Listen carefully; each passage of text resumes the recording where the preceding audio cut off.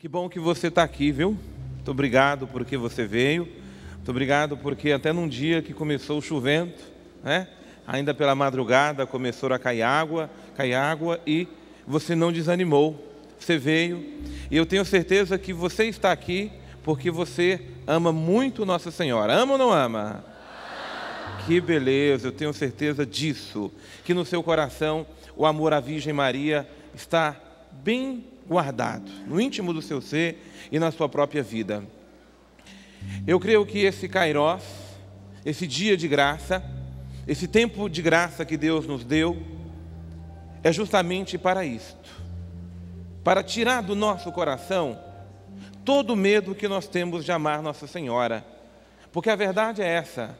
A verdade é que muitos até querem amar a Virgem Maria, amar a Mãe de Jesus, mas por algum motivo, seja porque você recebeu até uma contaminação errada sobre a pessoa de Nossa Senhora, você muitas vezes tem medo de amá-la. Mas seja porque também você não foi esclarecido, seja porque não foi dado a você a oportunidade de entrar na doçura, no coração materno de Maria, porque uma vez que lá você entra, de lá você não sai mais. O coração doce, o coração suave da Virgem Maria te cobre, te acolhe, te protege, que você, como filho dela, de lá não irá sair mais. Que bela inspiração Deus já nos conduziu por essa manhã, para nos dizer que de fato Maria deseja entrar em nossa casa. Maria deseja morar em nossa casa. Em todas as casas, em todos os nossos lares, a Virgem Maria deseja fazer uma morada. Assim como ela viveu na casa de Nazaré e era mãe ali com José e com Jesus, ela deseja do mesmo modo fazer da sua casa a casa de Nazaré, a casa onde ela mora, a casa onde ela é mãe, é senhora, é rainha, é protetora. Então hoje, você vai voltar para casa, e você que está em casa também nos acompanhando, você vai levar Maria para a sua casa. Você vai dizer para as pessoas que não puderam vir, olha, eu trouxe um grande presente para a nossa casa. A partir de hoje, entre nós, mora a Virgem Maria, Mãe de Deus e Senhora nossa. Ela será a protetora da nossa casa. Ela será aquela que irá nos conduzir pela mão. Eu queria que você abrisse comigo o Evangelho de São Lucas, capítulo 1 de Lucas.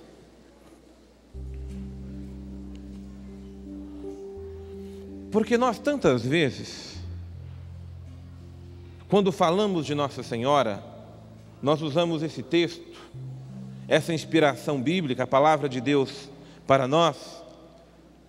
É bonito ver que nas grandes solenidades de Nossa Senhora, na própria igreja, esse é o texto escolhido. Mas eu creio que nós precisamos entrar na essência dele. Por quê? Uma vez que nós compreendemos que Deus amou Nossa Senhora, nós também iremos amá-la. Porque o que nós vamos ver aqui agora é a maior declaração de amor de Deus para com uma criatura que era noiva de um homem, já estava prometida em casamento a José, e ela já sabia que era amada por Deus, mas ela talvez só não sabia que fosse tão amada como nós vamos perceber aqui nesse texto. Isso mesmo, então você abrindo comigo em Lucas capítulo 1, versículos 26 e seguintes, vamos acompanhar. Ele nos diz assim: no 6º mês, o anjo Gabriel foi enviado por Deus a uma cidade da Galileia chamada Nazaré. Eu queria só que você entendesse que Nazaré era um povoado tão insignificante dentro da Galileia que na época nem no mapa existia. Foi nesse lugar insignificante que Deus enviou o seu anjo. E não foi um anjo qualquer, foi um arcanjo, o arcanjo Gabriel. Você sabe que Gabriel, ele apareceu ali no Antigo Testamento em momentos decisivos da história da salvação. Foi o arcanjo Gabriel que anunciou a Ana que ela seria mãe de Sansão. Sansão seria aquele guerreiro em nome de Deus. Você se lembra da história de Sansão? E agora, mais uma vez, aqui entre nós está o arcanjo Gabriel, que nesse mesmo capítulo, ele apareceu pouco antes a Zacarias, dizendo a Zacarias que ele seria o pai de João Batista. Mesmo Isabel sendo estéril, mesmo Isabel já na velhice, na idade avançada, as suas preces foram ouvidas, e naquela idade avançada, ela poderia gerar um filho. Seria João Batista, o predecessor, aquele que viria abrir os caminhos de Jesus. Vocês vejam que importância tem o anjo Gabriel. É o anjo que comunica, que traz a boa nova, é o anjo que prepara os caminhos, é o arcanjo divino que vem para trazer a boa nova de Deus. Então nos diz o versículo 27, que o anjo Gabriel foi a uma virgem. É importante que você entenda bem essa expressão, porque tantas vezes você vai chamar Maria de virgem, e entenda mesmo que ela é virgem, mas era uma virgem desposada com um homem que se chamava José. Pode ser que até numa tradução, em vez de virgem, apareça moça, mas na concepção judaica, uma moça, ela é virgem. Enquanto ela não desposa um homem, ela não pertence, não é tocada por ninguém. Então não deprecie o termo, a expressão, que muitas vezes, em muitas traduções bíblicas, até querendo desmerecer o texto, mas apareceu uma moça. Não, a tradução é assim: apareceu a uma virgem que estava toda preparada para se casar com José, da casa de da casa de Davi. O esposo de Maria, assim como ela, como aquela tribo da qual fazia parte Nossa Senhora, era descendente da casa real, da linha de Davi. Você se lembra que foi a Davi que Deus fez uma promessa? Foi a Davi que Deus prometeu um herdeiro que iria sucedê-lo no seu trono para governar todo o povo de Israel. Então, a linhagem de Davi, os descendentes de Davi, esperavam também o cumprimento dessas palavras da Sagrada Escritura. O nome da virgem era Maria, e o nome da virgem era Maria. Muito importante, guarde isso no seu coração, já que na palavra de Deus o nome de uma pessoa, ela tem um significado, é a coisa mais sagrada que existe. Às vezes a palavra de Deus vai apenas dar um nome, e aquele nome vai significar toda a missão que a pessoa tem. Então, o evangelista faz questão de nos dizer que o nome da virgem era Maria. E agora olha que coisa maravilhosa. Entrando ali na casa, eu digo até mais ainda, viu? Invadindo aquela casa, porque o anjo não bateu na porta, ele não pediu licença, ele não disse: olha, eu quero entrar, preciso falar com alguém. Não. O anjo invadiu aquele ambiente onde vivia, onde residia onde Maria, filha de Ana e de Joaquim, onde aquela moça fora criada, o anjo invade aquele local. E aqui, gente, eu encontro uma das mais lindas saudações que pode haver. Não temas, Maria, não tenha medo, porque quando a gente encontra uma figura que vem de um outro mundo, que nós nunca vimos na nossa frente, pode ser a criatura mais equilibrada do mundo, a gente vai estremecer, não é? A gente vai cair até por terra, ainda mais se tratando de uma figura celeste, divina, como era um arcanjo. E entrando ali, o arcanjo Gabriel disse: não tema, Maria, pois encontrastes graça diante de Deus. Olha, gente, que coisa sublime. Maria encontrou um privilégio, Maria encontrou um presente, Maria encontrou um favor divino. Porque todos nós podemos ser agraciados, temos a graça de viver, temos a graça de sermos de Deus, mas Maria encontrou uma graça mais sublime do que todas as outras, porque graça é mérito de Deus, não é mérito humano, não é atributo seu. Quando eu falo que você recebeu uma graça, aí logo você entende, né? Eu recebi uma ajuda de Deus, eu recebi um presente de Deus, eu recebi um favor de Deus. Foi Deus que veio em meu socorro, foi Deus que veio em meu auxílio. Mas Maria, ela recebeu de fato uma graça divina, uma graça que todo seu povo esperava há muito tempo, já que Deus, lá no primeiro livro da Bíblia, Gênesis, capítulo 3, versículo 15, você nem precisa ir lá, mas você vai guardar isso no coração, porque esse é o primeiro evangelho que nós ouvimos. Lá quando os nossos pais pecaram, Deus fez uma promessa. Você lembra que Deus falou a Adão, Deus falou a Eva e Deus falou à serpente. E uma vez se dirigindo à serpente, símbolo do pecado, símbolo da perdição, o símbolo daquele que se opõe a Deus, do eterno inimigo de Deus, Deus naquele dia no paraíso estabeleceu uma separação definitiva entre o bem e o mal, uma inimizade.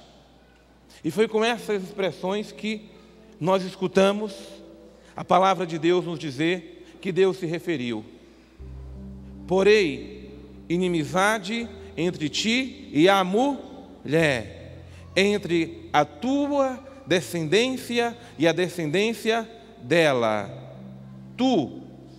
Você, serpente, vai tentar lhe ferir o calcanhar, lhe pegar, levar ela para o pecado, conduzi-la, seduzi-la, assim como você fez com Eva. Porque o que a serpente fez com a Eva foi de fato enfraquecer a vontade dela. Uma vez que pegou o calcanhar dela, mordeu, pegou mesmo, ela se tornou enfraquecida. Você sabe, né? Se uma cobra te pega seu calcanhar, você cai para o chão, suas forças caem. Mas eu porei inimizade entre você e ela.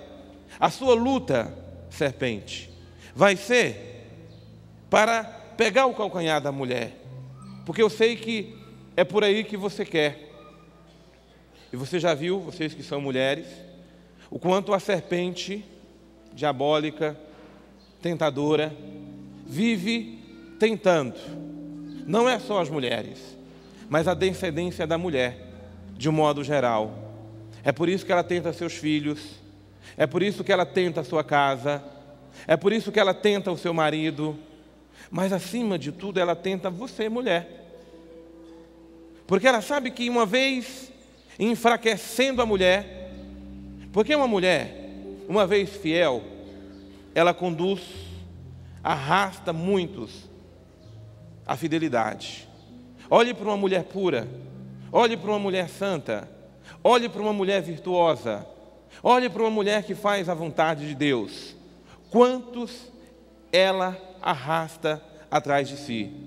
Mas ao mesmo tempo, olhe para uma mulher pecadora, olhe para uma mulher que se entrega para o pecado, olhe para uma mulher que se entregue para a sensualidade. Ela arrasta os homens, ela arrasta outros, ela arrasta outras mulheres, ela cria moda, ela cria uma mentalidade de pecado. Então a serpente é astuta, ela é esperta. É por isso então que ela vai na alçada do calcanhar da mulher. Você quer perder uma família? Pega a mulher da casa. Se pega um homem, não vai uma mulher ali segurar. Mas se ela pegou a mulher da casa, ela sabe que vai perder, vai levar aquela casa a perder. Daí é por isso que Deus está estabelecendo. Você uma outra hora confere isso até com mais seriedade. Lá em Gênesis capítulo 3, versículo 15, essa inimizade. Mas ao mesmo tempo, preste atenção. Porém, inimizade entre ti e a mulher. Você, serpente, vai lhe alçar o calcanhar, mas ela vai te esmagar a cabeça. Porque se você esmaga a cabeça da serpente, a serpente vai pegar seu calcanhar? Não vai, não vai. Então Deus já havia prometido, foi promessa de Deus, já no primeiro livro da Bíblia, que uma mulher iria destruir de uma vez para sempre a cabeça da serpente, iria pisar, até esmagar. E uma vez que você esmagou a cabeça de uma cobra, a cobra ainda pode agir? O rabinho dela ainda pode ficar estremecendo, né? Você já viu como é uma cobra uma vez que você pega ela e amassa e você derrota a cabeça dela? O rabo dela ainda vai mexer, ainda vai chicotear para um lado e para o outro. Mas ela pode fazer alguma coisa? Não, não pode. E foi essa a promessa então que Deus fez. Gente, durante todo o Antigo Testamento, nós vamos percebendo que o povo de Israel, o povo de Deus, espera o cumprimento dessa verdade. Porque o pecado criou tantas estruturas ruins, negativas para aquele povo, que aquele povo estava sofrendo. E todo o sofrimento daquele povo era consequência do pecado. Aquele povo estava em busca de um antídoto, de um remédio contra esse mal que se chamava pecado. Deus prometeu uma filha de Sião, Deus prometeu uma nova Jerusalém, Deus prometeu uma esposa esplendorosa, Deus prometeu uma filha de Jacó, Deus prometeu uma torre de Davi, e através de tantas figuras, Deus prometeu a figura de uma mulher. E aí, continue comigo nesse texto de Lucas, capítulo 1. Aí veja bem o versículo 30, diz assim: não temas, Maria, pois encontrastes graça diante de Deus. Versículo 31. Eis que conceberás e dará luz a um filho. Desculpe. Eu até pulei para o versículo 30, mas eu precisava antes voltar ali no versículo 28. Porque se o anjo disse a ela, não temas, Maria, pois encontrastes graça diante de Deus, ali no versículo 28, quando o anjo entrou, a saudação do anjo foi essa: ave cheia de graça, o Senhor é contigo. Assim como nós rezamos todos os dias na Ave Maria, cheia de graça, o Senhor é contigo, o Senhor é convosco, não é? Vamos para a segunda pessoa do plural, é toda com Maria. E o versículo 29 é que nos diz que Maria, de fato, ficou perturbada com essa saudação do anjo. Ela começou a pensar qual era o significado dessa saudação. E aí eu vou dizer para você que no versículo 28 está tudo aquilo que nós precisamos saber a respeito de Maria. Porque você vai dizer, nossa, mas a Bíblia fala tão pouco de Maria, quase não fala, mas também quando fala, já fala tudo. Já nos diz, já nos explica, já nos introduz, já nos ensina quem é Maria no coração, quem é Maria no plano de Deus. Gente, veja de que forma o anjo a saudou: ave cheia de graça. Melhor ainda, deixa eu traduzir de uma forma mais correta. Em vez de dizermos ave, ave César, ave você, salve, bom dia. Alguém pode até achar muito pobre a tradução, mas é uma tradução do cotidiano. O anjo Gabriel, um anjo comunicador, era um anjo muito educado também, não é? Então, primeira coisa, ele entrou saudando. E uma saudação mais do que formal, ou até informal, era essa. Era chamar alguém de importante como ave, salve. Está ali um capitão do exército, dirige para o outro, salve, salve. E é assim que o anjo também diz a Maria, salve. Mas essa, a quem o anjo saudou, o anjo também a chamou de cheia de graça. Você vai pegar as Sagradas Escrituras, do primeiro ao último versículo, você não vai achar ninguém, nenhum homem, nenhuma mulher, por mais importante que seja, sendo chamado de cheio ou cheia de graça. Esse atributo cabe somente a Nossa Senhora, somente a Maria. Somente ela foi escolhida por Deus para ser toda cheia de graça. Porque vocês entendam bem, grave isso no seu coração, que o pecado, na verdade, é uma desgraça, é o contrário da graça. Entenda que o pecado é uma tragédia, é uma falta da presença de Deus, é a falta da graça de Deus. Uma vez que nós pecamos, nós ficamos até sem graça. Ficamos ou não ficamos?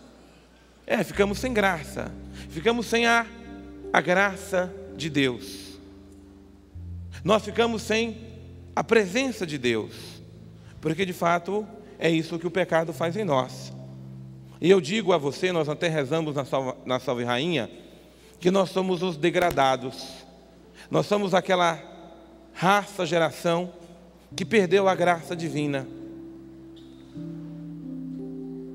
E eu fico encantado, eu fico admirado em pensar nisso. Naquela manhã, no 6º mês, quando o anjo Gabriel chega diante dela e diz assim: olha, Maria, a graça de Deus aconteceu para você.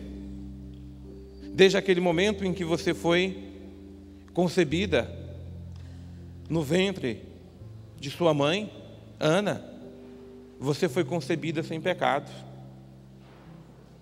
E a graça mais sublime, porque não foi só você que foi assim, Maria, porque Eva também foi concebida sem pecado. Foi ou não foi? Foi. Mas você encontraste uma graça maior. É que você chegou na idade em que você está, Maria, e a força do pecado não te corrompeu. Olha que graça você encontrou entre todas as mulheres de Israel. Você é totalmente cheia da graça divina, plenamente, totalmente. Em você Deus não encontrou espaço nenhum para que o pecado, para que a força do mal fosse concebida, fosse seduzida. Deus te preservou assim. Claro que você vai ver que isso é em consequência de uma graça maior. Eis que conceberás e dará à luz a um filho, a qual porás o nome de Jesus, ele será o Salvador do seu povo. Mas Deus, antes de trazer a graça por excelência, preparou a casa onde essa graça iria morar. Como é que é o nome dessa casa? Como é que é o nome da casa? Como é que é o nome da casa? Maria. Maria foi essa casa por excelência que Deus preparou para que a sua graça pudesse habitar entre nós. É assim que as Sagradas Escrituras nos explica, nos diz. Aí eu vou dizer uma coisa para você.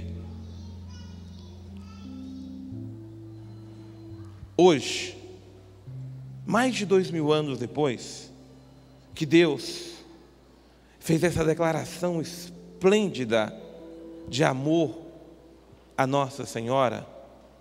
Deus disse, Deus a chamou de cheia de graça, Deus a chamou de totalmente favorecida, Deus a chamou de agraciada, a escolhida, a bendita. Você vai ver que Isabel vai chamá-la logo em seguida, bendita és tu entre todas as mulheres da terra. Veja bem, mesmo se passando 2000 anos depois, muitas pessoas ainda temem e têm medo de amar Nossa Senhora. Pior ainda, muitos acham que amar Nossa Senhora é pecado. Ensinam nas nossas portas, ensinam em pregações por aí, que amar Nossa Senhora é pecado. Então, olhando para esse texto, eu vou dizer uma coisa a você. Grave isso bem no seu coração. Amar Nossa Senhora não é pecado. E se amar Nossa Senhora for pecado, o primeiro a pecar foi Deus, porque Ele foi o primeiro que amou Nossa Senhora. Foi Ele que, em primeiro lugar, a escolheu. Foi Ele que, em primeiro lugar, a quis para que fosse a mãe do seu filho. Foi Ele que, em primeiro lugar, fez de Maria toda cheia de graça. Então eu digo a você, não tenha medo de amar Maria, porque o primeiro que amou Maria foi Deus. Deus pecou? Não. Então nós também não iremos pecar quando amamos Maria, porque foi Deus que a amou acima de tudo. Então não tenha medo. Tire isso até do seu coração. Tire isso da sua mente, da sua mentalidade, do seu pensamento, da sua cabeça, da sua concepção. De uma vez por todas, ela foi muito amada por Deus. Ela foi muito querida por Deus. Então não pode ser eu diferente, ou até que eu querer ser mais do que Deus. Porque se Deus, de uma forma tão extraordinária assim, amou Maria, por que é que eu também não vou amá-la? Por que é que eu não vou amá-la?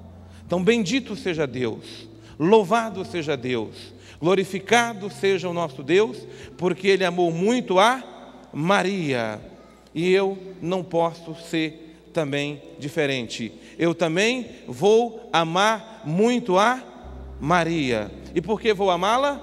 Porque Deus a amou por primeiro.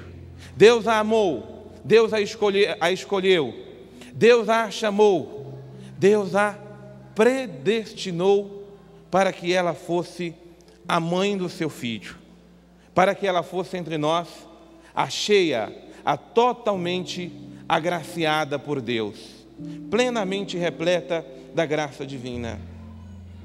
Aí sim, versículo 31, eis então que conceberás e dará luz a um filho, e lhe porás o nome de Jesus.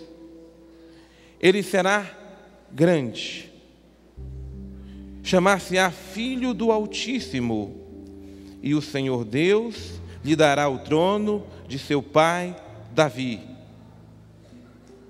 Ele reinará eternamente na casa de Jacó, e o seu reinado nunca terá fim. Maria então perguntou ao anjo: como se fará isso? Eu não conheço, eu ainda não tive nenhuma experiência com homem. O anjo então respondeu-lhe: o Espírito Santo virá sobre ti, e a força do Altíssimo te envolverá com sua sombra. Por isso o ente santo que nascer de ti será chamado Filho de Deus. O ente santo que nascer de ti será chamado Filho de Deus. Sabe, gente, é muito providencial, e eu vou deixar para explanar isso melhor na nossa Santa Missa, que hoje estejamos celebrando a Santíssima Trindade, esse mistério maravilhoso, inesgotável de amor entre o Pai e o Filho, e essa força geradora de amor entre o Pai e o Filho, que é o Espírito Santo, 3 pessoas e um único Deus. É o nosso Deus, é o Deus que nós amamos. Mas eu fico admirado da forma como a Santíssima Trindade, toda ela, toma conta de Nossa Senhora. Veja bem, o anjo Gabriel foi enviado por quem? Por Deus Pai. O anjo Gabriel foi enviado por quem? Por Deus Pai. Para anunciar a Maria que ela seria mãe de quem? De Deus? Não, mas vocês estão muito ruins. O anjo Gabriel foi enviado por Deus para anunciar a Maria que ela seria mãe de Deus? Está bem claro isso aí, tá ou não está? O ente santo que nascer de ti será chamado Filho de Deus. Então o Pai enviou o anjo Gabriel para anunciar a Maria que ela seria a mãe de Deus, Filho. Então quando te perguntarem, mas Maria é mãe de Deus? Maria é mãe de Deus? Por quê? Jesus Cristo é Deus como o Pai é Deus. Não é que Maria criou Deus, não. Mas uma vez que o Filho de Deus se faz carne, ele só é carne, ele só é gente em Maria. É em Maria que ele é gente. Mas o mais bonito, a gente não prestou atenção. Porque o que Maria interrogou? O que ela disse? Eu não conheço homem. Mas é por força de homem que ela vai conceber? Não. As mulheres sabem que por mais que tentem hoje fazer até um bebê de proveta, de outros meios, mas sem a participação de um homem, é possível conceber um filho? Não. O filho é a cara do pai, a cara da mãe, é a junção dos dois, é ou não é? Mas ela vai conceber por força do Espírito Santo. Olha que maravilha. O anjo Gabriel vem por parte de Deus Pai, para que Maria conceba Deus Filho, por força de Deus Espírito Santo. Toda a Santíssima Trindade, toda a Trindade divina, sublime, é Deus na sua totalidade. Todo ele presente em Maria, todo. O Pai que a criou para quê? Para que ela fosse mãe do seu Filho. Não foi para outra coisa que Deus a criou, não. Ela até poderia, por livre e espontânea vontade, buscar ser outra coisa. Mas o Pai a criou para que ela fosse mãe do seu Filho. E foi por isso que o Pai a fez tão perfeita. Foi por isso que o Pai a ornou de tantas virtudes. Foi por isso que o Pai a fez toda cheia de graça. Mas o Pai a criou, sua filha, Maria, para que ela fosse mãe do seu Filho, Jesus Cristo, por obra do Espírito Santo. Vocês vejam que maravilha. Maria, toda ela é templo da Santíssima Trindade. É por isso que o anjo diz: não temas, Maria, Deus está contigo. A graça de Deus, na sua totalidade, está em Maria. Esse é um segundo motivo, pelo qual eu não posso deixar de jeito nenhum de amar Nossa Senhora.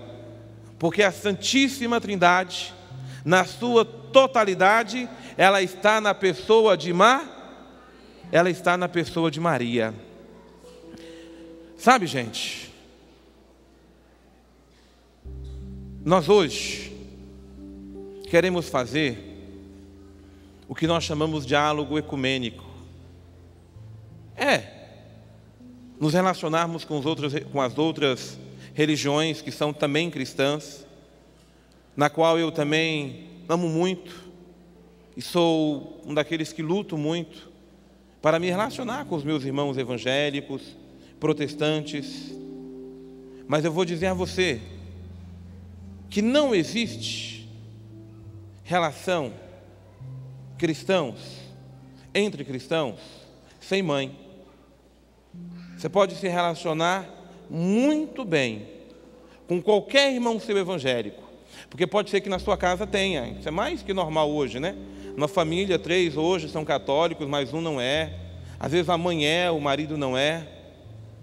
Mas não seja bobo, nem bobo, quanto menos ignorante, porque a maior ignorância que alguém pode cometer é tirar Maria da sua vida. A maior ignorância que você pode fazer é querer ter uma fé em Deus, se aprofundar na sua fé com o Senhor e tirar Maria da sua vida. Seria como você pegar as Sagradas Escrituras e rasgar ela algumas páginas, né? Por exemplo, essa aqui de hoje a gente rasga, né? Porque ela fala de quê? Ela fala de Maria. Aí você vai lá essa aqui fala de Maria, então rasga. Essa aqui, Apocalipse, é Maria? Então rasga. Dá para rasgar as Sagradas Escrituras? Não. Assim como não dá para rasgar a Bíblia, nós também não temos como tirar Maria da nossa vida e da nossa fé. Não temos.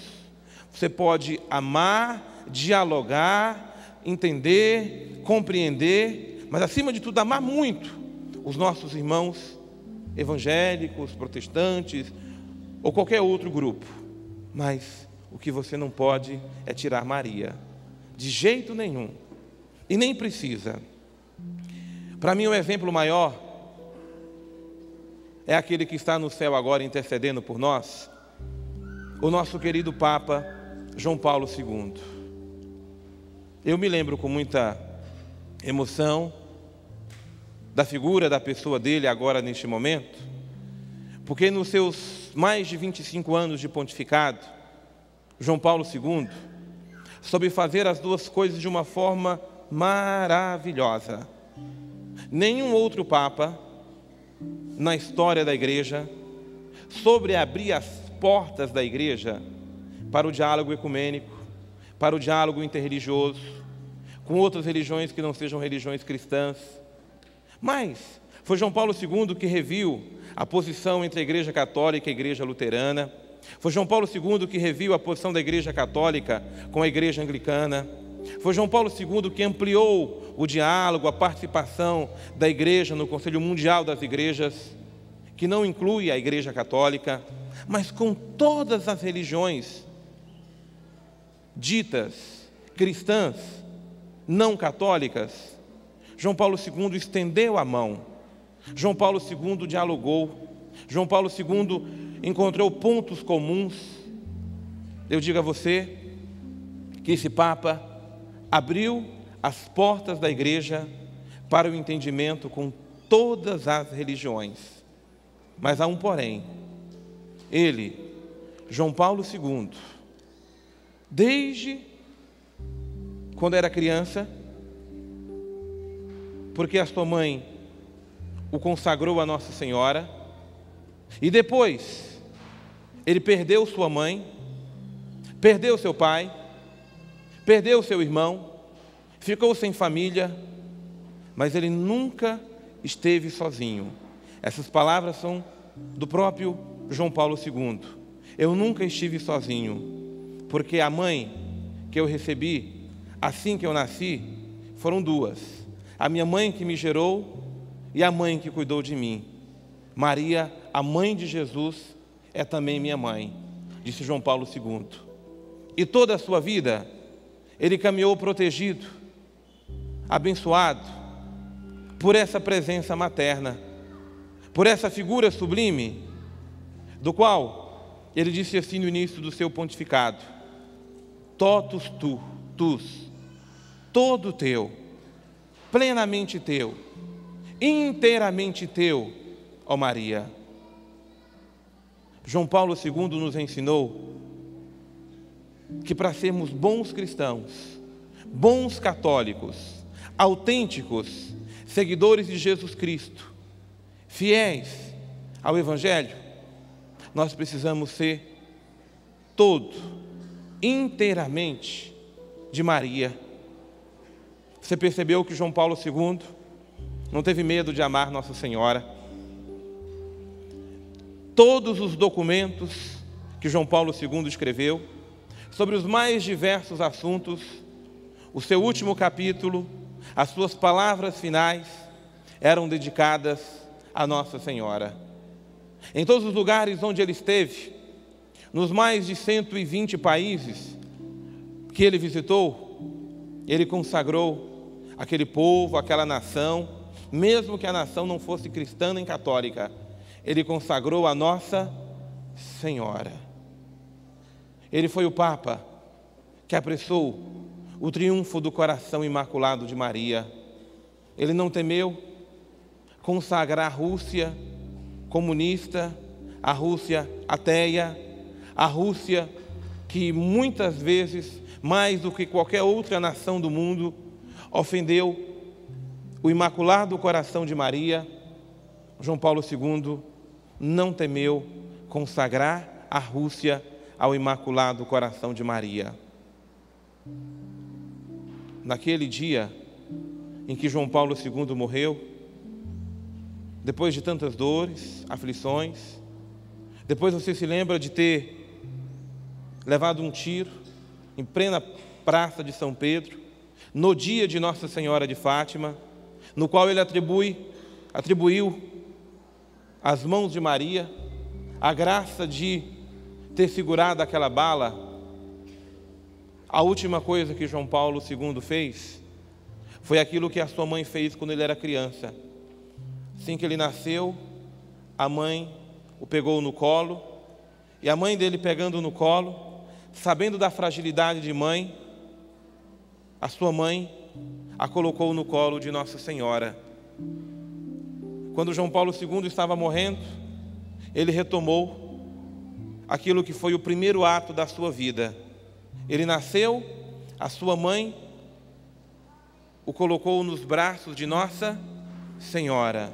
Ele estava morrendo, ele se colocou nos braços de Nossa Senhora. Eu imagino que situação, que graça, que visão espiritual profunda foi essa.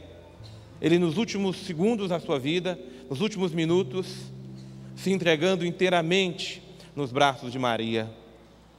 Existia uma multidão enorme no céu, esperando a chegada de João Paulo II. Mas a primeira que o recebeu, foi Nossa Senhora, foi Maria. Ele que a vida inteira foi todo de Maria. Bendito seja João Paulo II, porque nos ensinou a amar Maria. Bendito. Bendito seja ele, porque nos ensinou a amar Maria. Olha, gente, e eu não posso encerrar dizendo a você aquilo que é a maior graça que eu tenho na minha vida. É a graça de viver, é a graça de ser padre.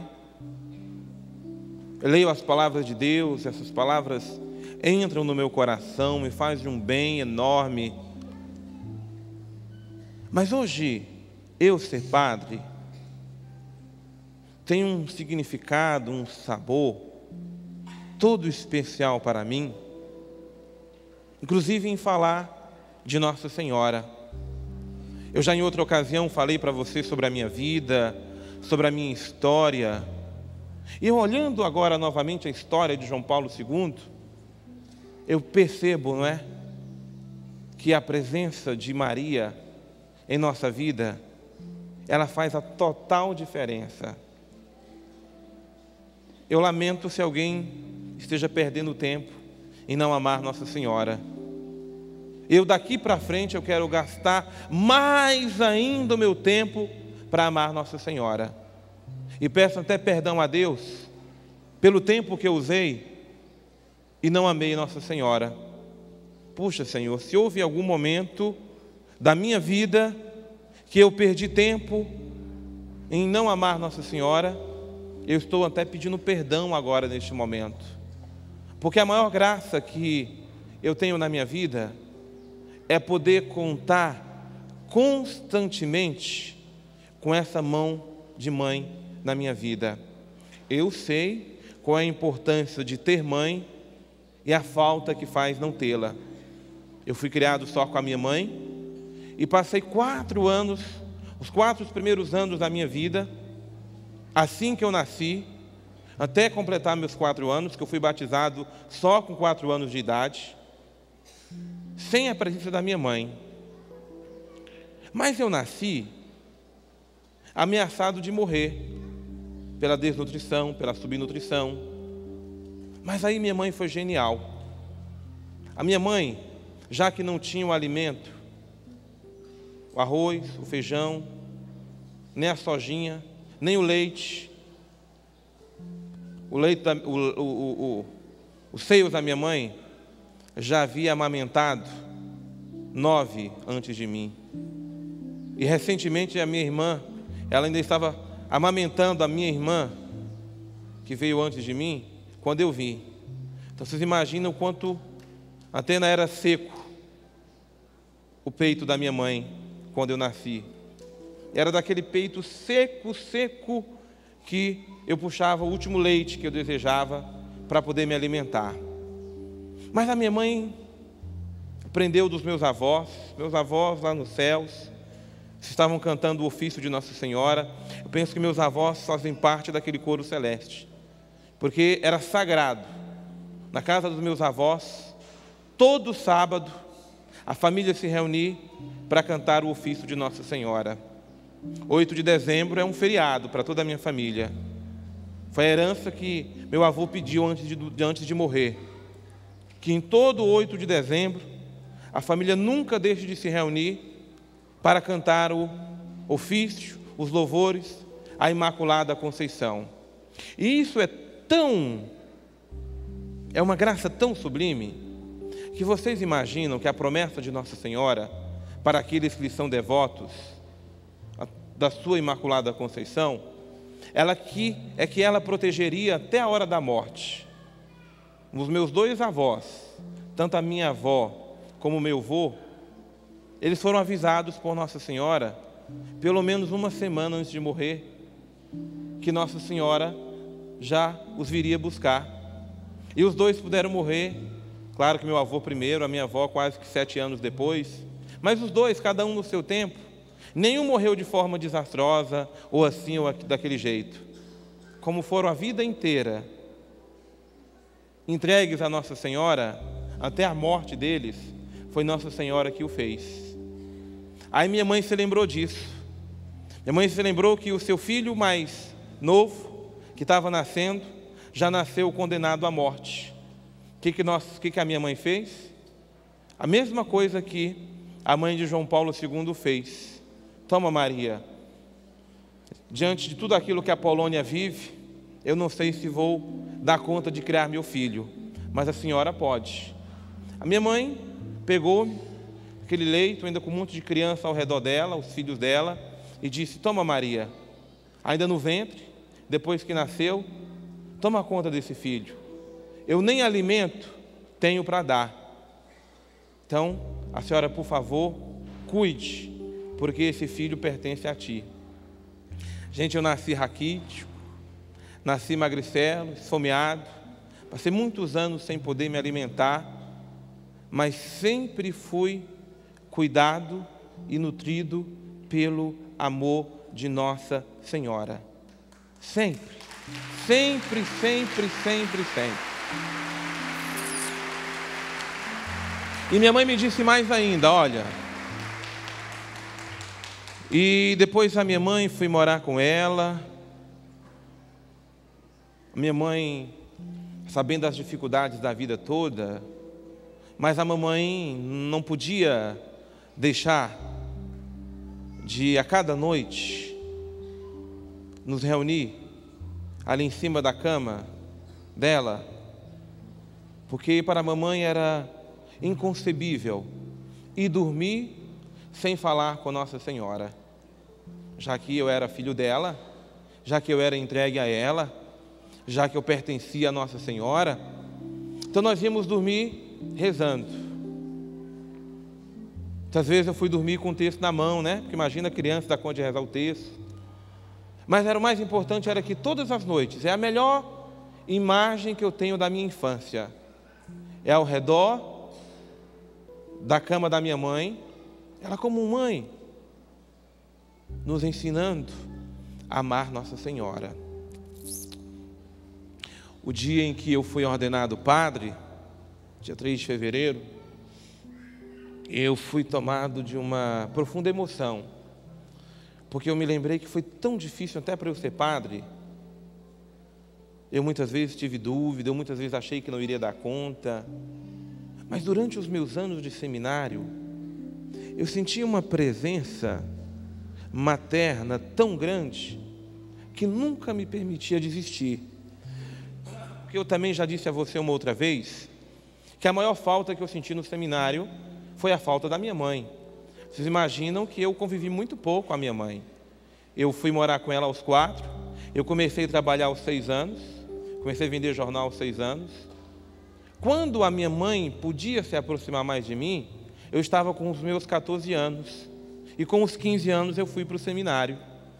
Então vocês imaginam o quanto até a presença da minha mãe fez falta. Mas todas as vezes que eu sabia que a carência, que a dor tomava conta de mim, aquela saudade sublime da mãe vinha.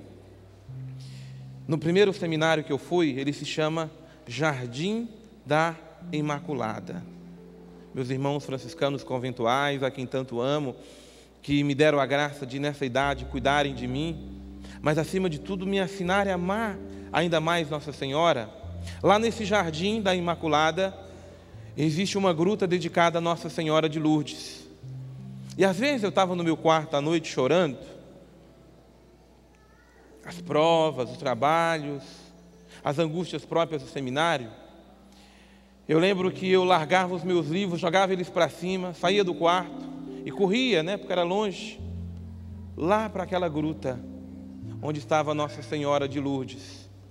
E ficava ali, nem que fosse 5 minutos, olhando, contemplando, me consagrando a Nossa Senhora.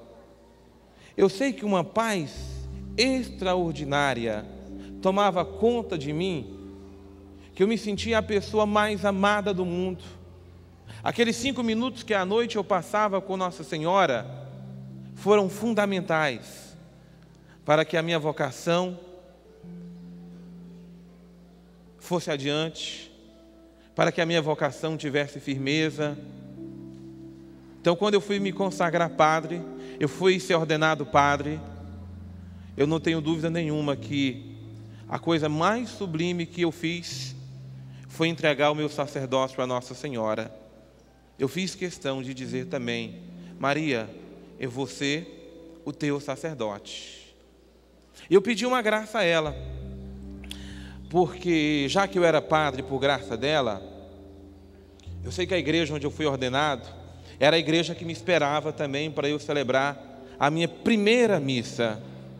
Mas eu não abri mão. Eu vou celebrar a minha primeira missa ali onde Nossa Senhora sempre cuidou de mim. Então, por isso que no outro dia, após a minha ordenação, eu fiz questão de ir lá, no santuário de Nossa Senhora Imaculada Conceição, o Jardim da Imaculada, aquele primeiro seminário que eu estudei, para dizer: Maria, eu sou padre por causa de você. E foi engraçado porque eu entrei naquela capela, não tinha muita gente não, tinham seminaristas que estavam estudando ali, né, começando também a vida no seminário, iriam para o noviciado. Eles prepararam aquela missa para mim. Como eu disse para Nossa Senhora que meu sacerdócio pertencia a ela, eu entrei naquela capela e ela disse assim: e eu sou a mãe que vou cuidar do seu sacerdócio. Puxa vida, que maravilha! Por isso que eu sou um sacerdote feliz. Porque você pode dizer assim: puxa, mas não faz falta uma mulher na vida de um padre? Eu digo assim: faz falta sim. Mas existe mulher melhor para estar na vida de um padre do que Maria? Acho que não existe não, né?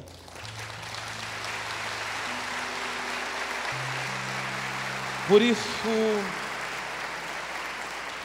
eu quero então encerrar dizendo aos meus irmãos padres, aos meus irmãos seminaristas: cadê o Cleidimar?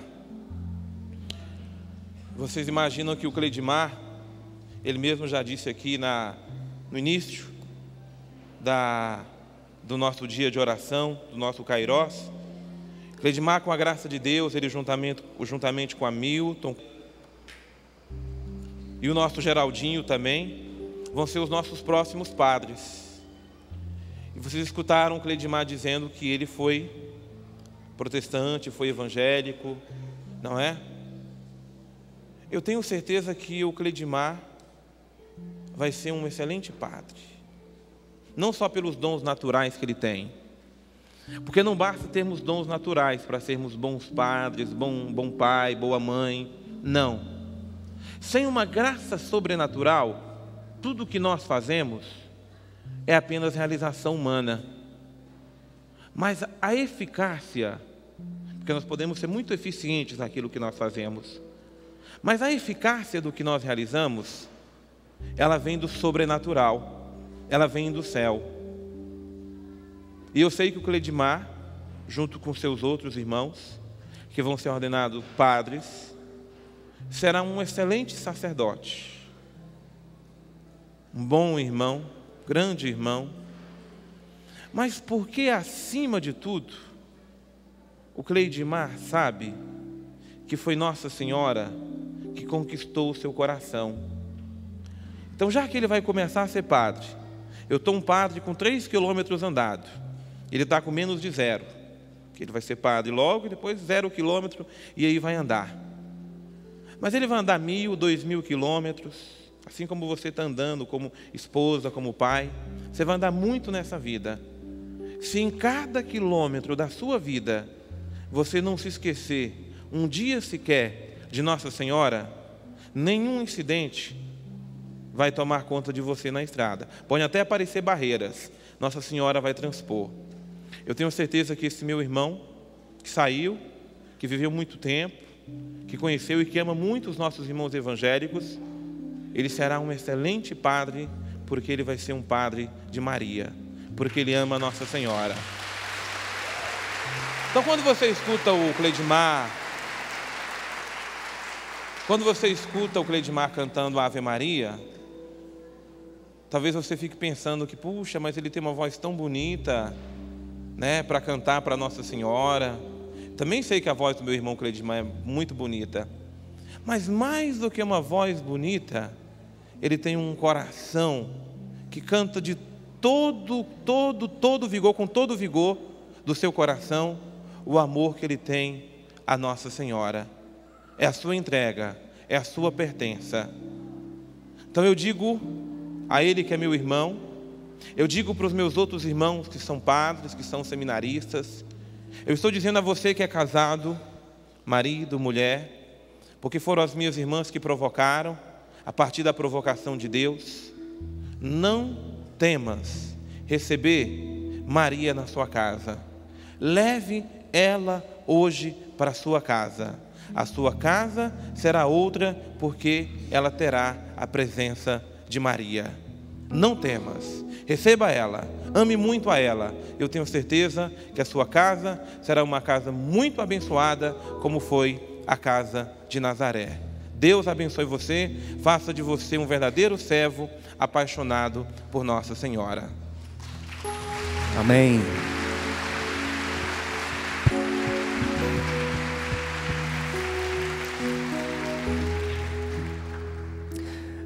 Canto de todo o coração primeiramente porque Nossa Senhora é mãe. E quando eu canto também, canto pensando nas famílias. Principalmente nesse tempo em que a família, por muitos, está sendo desvalorizada. E como eu amo demais a minha família, então eu desejo que, como a minha família, ela busca viver em unidade. Graças a Deus, Deus tem dado uma força muito grande para isso. Então, ao cantar, eu peço também que isso aconteça a todas as famílias. Feche seus olhos, enquanto eu canto essa música, lembra da sua família. Enquanto eu canto, peça a intercessão junto comigo a Nossa Senhora. Você que está em casa também, peça a intercessão a Nossa Senhora por sua família, por aqueles que você ama.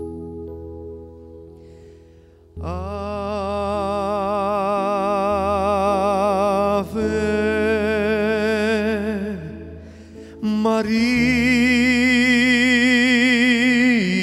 Maria,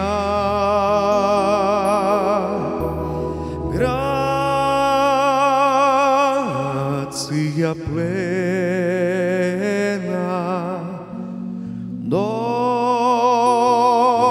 Dominus tecum,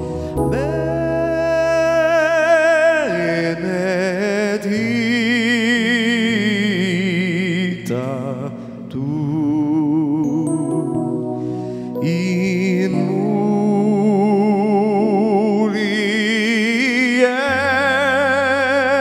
mulieribus et benedictus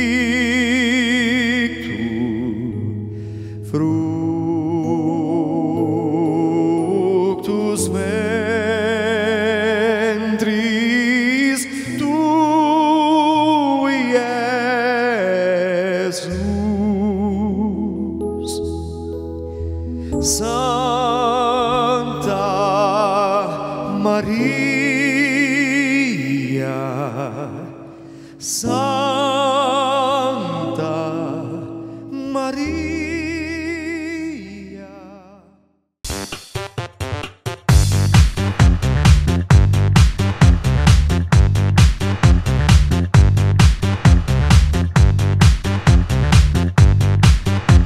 cançãonovaplay.com. Assine já!